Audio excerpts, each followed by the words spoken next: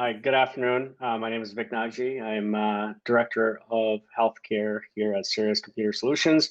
And with me is an old friend over from Rubrik. Bill, do you wanna introduce yourself real quick? Absolutely. Hey, everybody, I'm Bill Gurling. I'm Principal Architect focused on our cloud native solution here at Rubrik.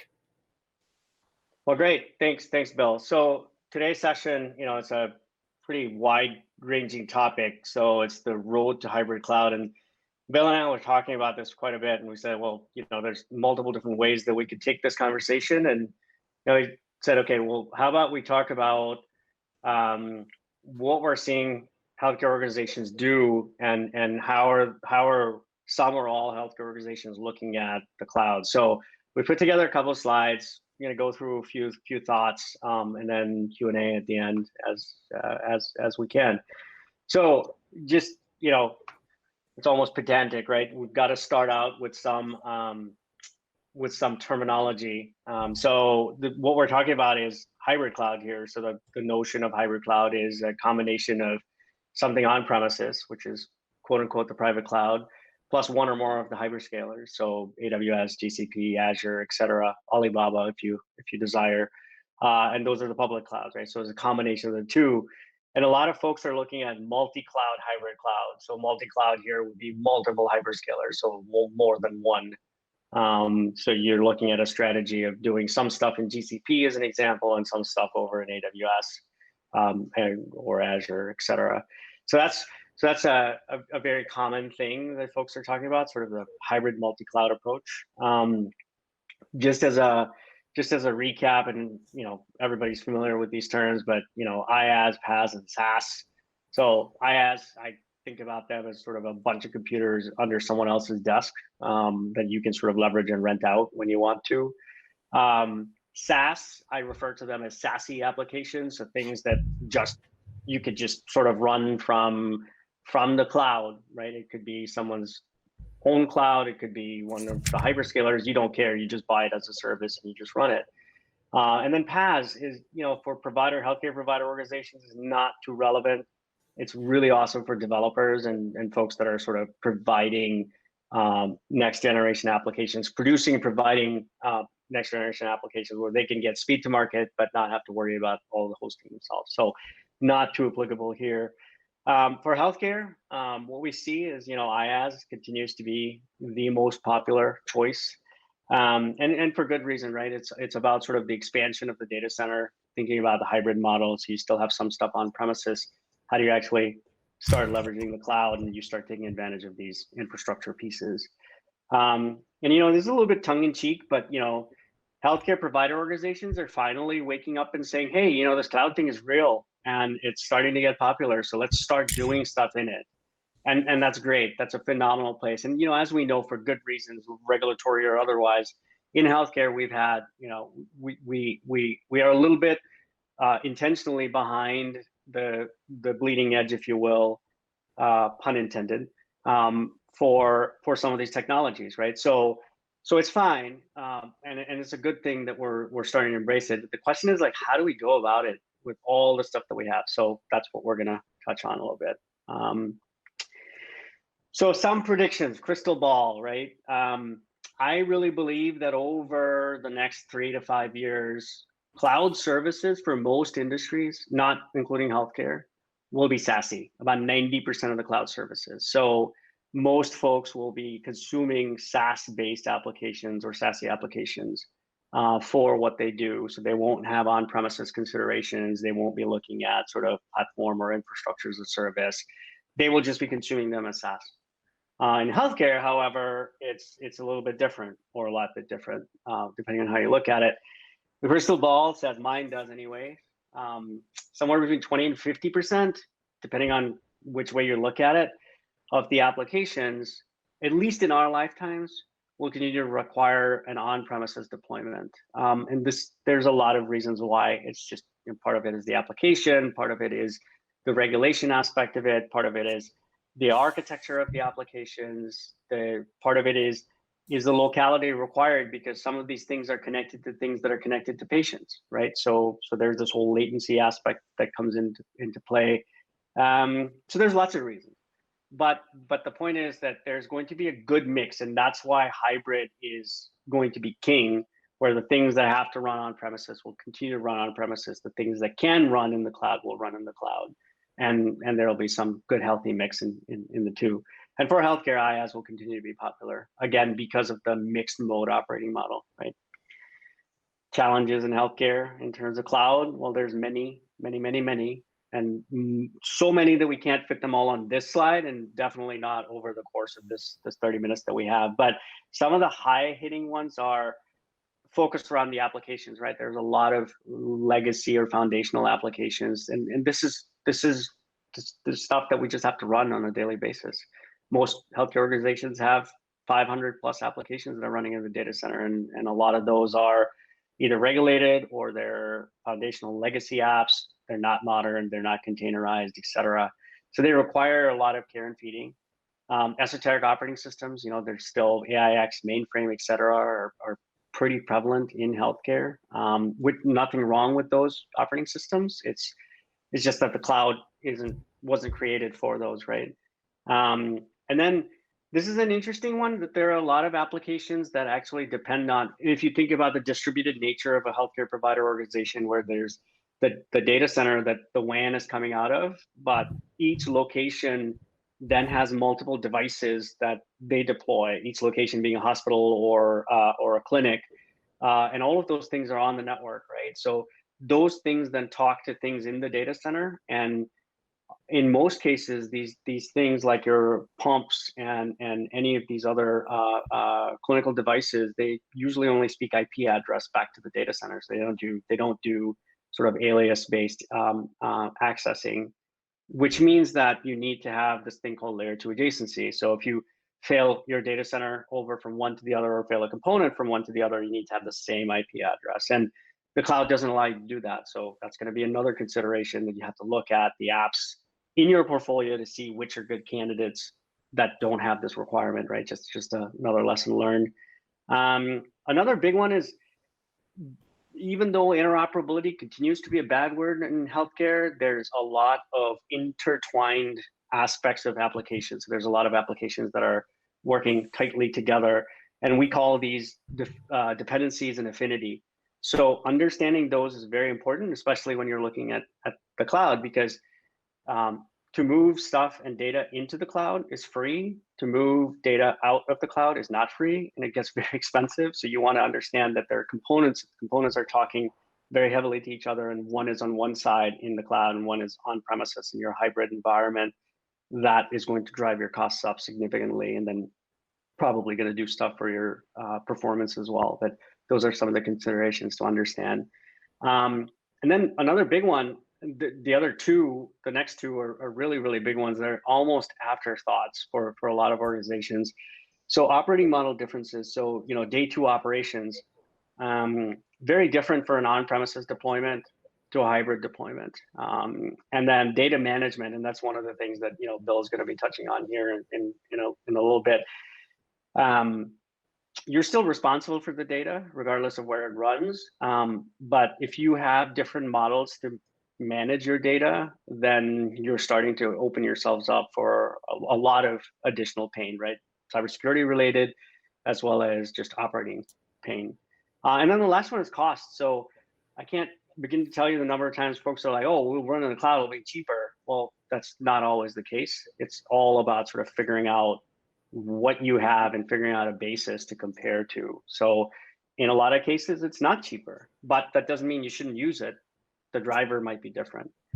So where do we start? So there's just a few areas that we've thought of as we work through this, and how we actually have helped healthcare organizations. So we really start this process by thinking about the applications. So what's in the bag? What do you have? What is your portfolio of applications, and how do they interplay with each other? Like, what is the affinity? What is the dependencies, et cetera? Because when you have the application-centric view, then you can start to detangle, okay, what is the implication to the end user of this particular application's access pattern or profile changing potentially by moving it into the cloud? What is my high availability and disaster recovery for this application, and how would it look if it actually ran in the cloud or ran in a hybrid mode, parts of it here, parts of it out there? So those are important things. The other thing that we found is that it's really important. This sounds very basic, but one of the things that a lot of organizations inside and outside of healthcare don't spend the time to do is to really build a strategy and a roadmap.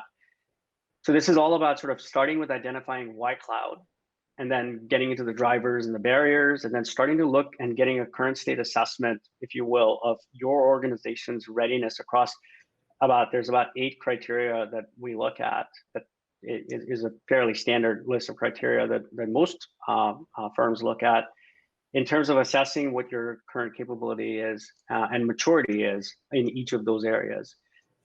So because to be successful in the cloud, you really need to have a level of maturity in those across those 8 areas to be successful running in that mixed mode operating model. And then after we do those things and somewhat in parallel, understanding what some quick win and high impact options are. So being able to straddle both of those is really important, because a quick win with not a great impact is likely not to drive the agenda further as much as if you actually find something that you can win quickly and has a big financial impact with a positive return on investment is a great opportunity, right? So in infrastructure as a service, elasticity is king, right? So you use what you use when you need it and shut it down when you don't, and you just pay for it when you use it. And based on that, there's one specific workload that we found time and time again in healthcare provider organizations that is actually factually proven out to be financially and operationally the best to start with, which is a DR workflow specifically around Epic or hybrid Epic DR. So bursting out the presentation layer for the DR pieces when you need to activate, and we'll make information available around some of these use cases as well. But a couple of the additional challenges and considerations before I hand it over to Bill here.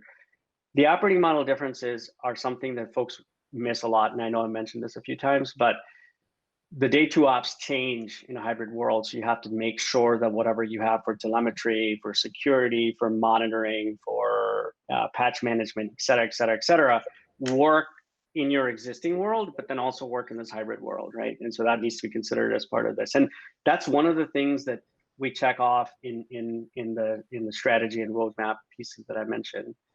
Security is another big one. So governance, management, protection, and data sort of is the biggest one, I think, that goes along with this, where the governance of it, the management of it, and the protection of it are super important, because now you're sort of spreading things out across the board.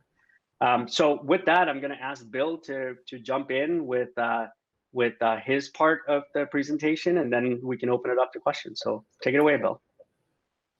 Awesome. Thank you, Vik. Really appreciate the background and the intro. Like I stated prior, my name is Bill. I'm a principal architect. I work here at Rubrik. We're a data management company. And my focus is predominantly on protecting public cloud workloads with our platform. And what we find is that you really can't talk about protecting public cloud workloads without talking about sort of the bigger picture and the holistic story. Because as Vik had mentioned, many of our customers are hybrid in nature, especially ones in the healthcare space. We find that upwards of 60% of our customers are hybrid, and the reason for it is largely this: that there's this kind of imperative to kind of rapidly move workloads to the cloud, but there's also a lot of sort of complexity and a lot of considerations that have to be undertaken before you can sort of engage actively in that strategy. And so what we see is our customers often come to us, and what they're looking for is they're looking for what I'll call a bridge to cloud. They're looking for technologies that are sort of bifurcated in their operating model, and that really give you best of breed integrations, regardless of whether you're operating in the data center, in cloud A, in cloud B, or some hodgepodge, more often than not, of all of the above. And I'm actually going to go bottom to top on my slide here, because priority one in our customers' minds is always about mitigating risk and protecting their data. I don't need to mention any names. There's events in the news. There seems to be a new one every couple of days where somebody has a data set that's inaccessible to them because of human error or systems weakness or just sheer craftiness on attackers. And they're coming to their data protection, their data management solutions as sort of a bastion of last resort to recover and continue the business. And what we see is oftentimes folks will encounter an event like a ransomware event. They'll pay the ransom.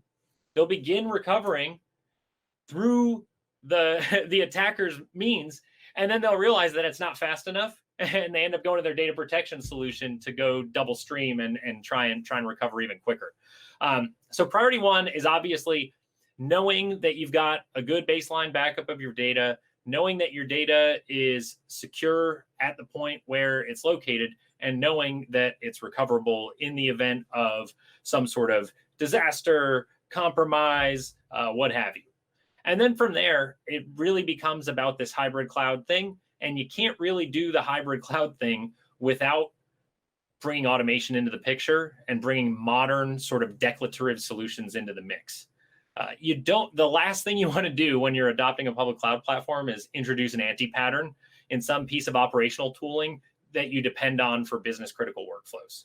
And so oftentimes what you'll find is a cloud adoption strategy comes kind of with a holistic review of all of the technologies and partnerships and everything that are in play organization-wide, because the whole thing, tech speaking, operationally speaking, it's all kind of got to be up-revved. I mean, organizationally speaking, everything has to be thought about over again in order to accommodate some of the capabilities that these cloud platforms bring to bear.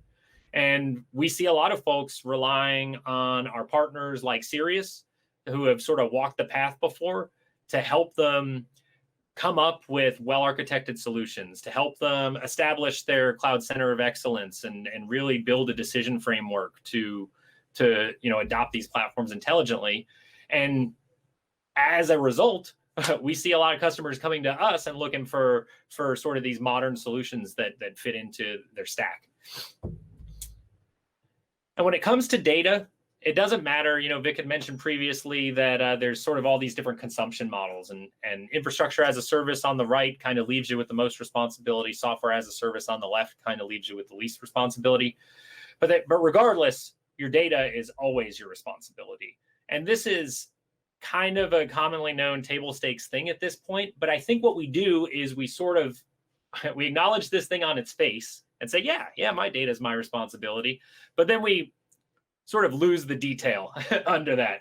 And so it's like, well, I've got M365, that's got to be backed up automatically and highly resilient and always available. I mean, it's a SaaS offering from the company that sort of built my favorite productivity suite. And yeah, the platform's super resilient. And there are things there that will allow you to mitigate risk just baked in. Data protection isn't one of them. And it gets worse as you sort of cascade down the stack towards the infrastructure as a service layer. And there's considerations that need to be undertaken when you are implementing these strategies so that you know that you can cover your bases regardless of consumption model, operationally speaking. And I'm not just talking about data management. That's my wheelhouse, obviously, but I'm talking operationally, like in its entirety. So you think about the way you monitor, the way you report, the way you aggregate your telemetry together and analyze it, so on and so forth. I get asked from time to time, does your SaaS platform have syslog? And I'm like, no, our SaaS platform does not have syslog. And that sort of question is what really just sort of shows you kind of the anti-patterns that exist there. Because that's always the way that it's been done. And of course that tooling is going to work in my new consumption model. And oftentimes, there are bolt-ons out there to sort of shim it in, but you don't want to shim where you don't have to shim. And why don't you want to shim where you don't have to shim?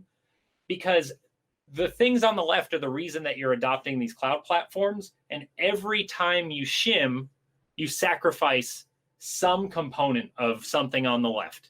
So if I bring a monolith into IaaS and it can't scale horizontally, I'm losing resiliency, and I'm actually losing the sort of the scale and reach benefits that platform would otherwise provide me. And that's just one example. And so like you shim data protection and you sacrifice security, you sacrifice speed because you're using an anti-pattern on the platform.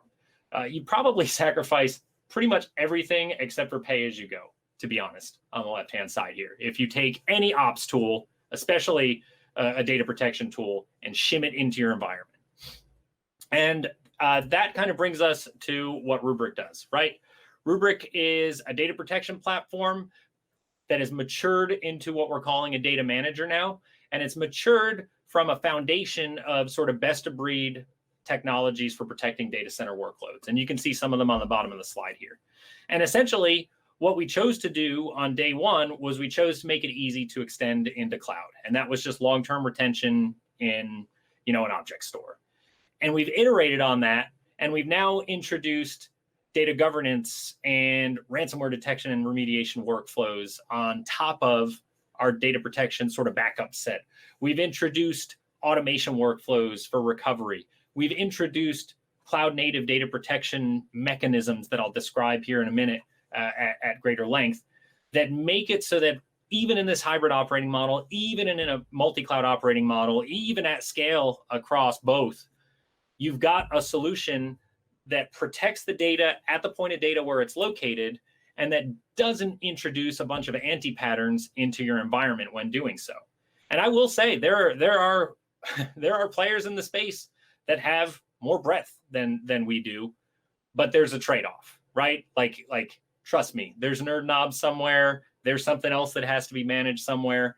And so what we've chosen to do is sort of build this platform holistically to focus on the data at the point of the data. And we've got our conference actually going on today, and that is like a big part of the messaging is the idea of security at the point of data.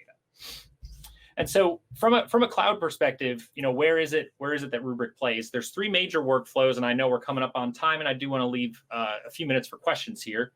Number one is the idea of protecting a data set somewhere in a data center, at a remote site, in some cloud, and then taking that data set and aging it off to object or NAS or what have you somewhere else, right? And the sort of canonical example here is protecting a data center workload and sticking it in object storage in a cloud platform somewhere. But there are also certainly workflows around protecting a workload in cloud A and archiving to cloud B, or even at times protecting a data center workload and going to object in the data center. And so sort of this idea of long-term retention wherever it makes sense, and doing so incrementally, always indexed, and without paying a bunch of penalties when you're retrieving. That's workflow number one. We call that cloud out. Number two is taking that data set and allowing you to lift and shift with it. Lift and shift, while not the ideal way of adopting a cloud platform, certainly the fastest way.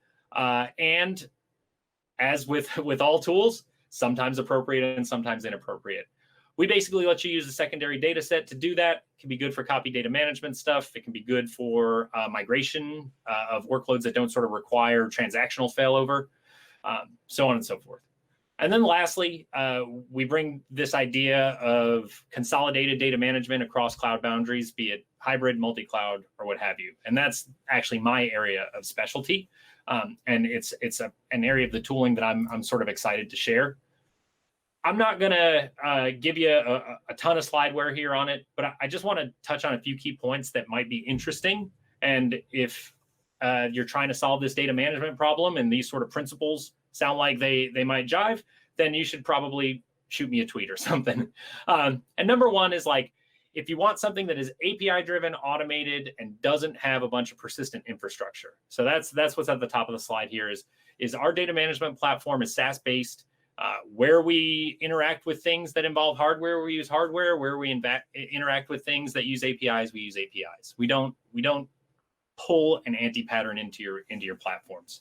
We also allow you to automate, and we actually bring automation, right? So we've got data protection policies that are declarative, kind of like your Terraform templates and your CloudFormation templates and whatnot.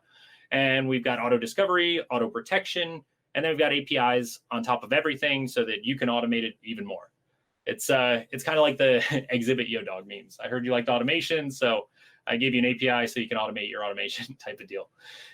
And then rapid recovery, right? Doesn't matter where it is, doesn't matter how it's managed, same user experience, global search, find it fast, recover it rapidly. On-prem, that's a live mount. That's a VM that we're presenting out without the need to move the data. But in the cloud, it's highly orchestrated workflows predicated on APIs that allow you to grab the data wherever it lives, move it back to where it's got to go, and then quickly spin it up in place and get back to work. And then lastly is this idea of security. I don't know why it's last, but because it's certainly top of mind. But the idea of creating things in an immutable fashion where we can, and then replicating those things outside of the attack boundary, so that even if something somehow goes sideways, which it rarely does, you've got kind of this perimeter around your data sets, and you've got a second copy that's rapidly recoverable, kind of using the stuff that I mentioned previously. And that's kind of the space we play in. I'd love to sort of pontificate more, but we are kind of short on time here. So I am going to stop talking and pass it back to my friend Vik. All right. Well, thank you, everybody, and always good to see you, Bill. Likewise, Vik. Likewise. I hope everybody has a great day, and thanks for joining us. Yeah.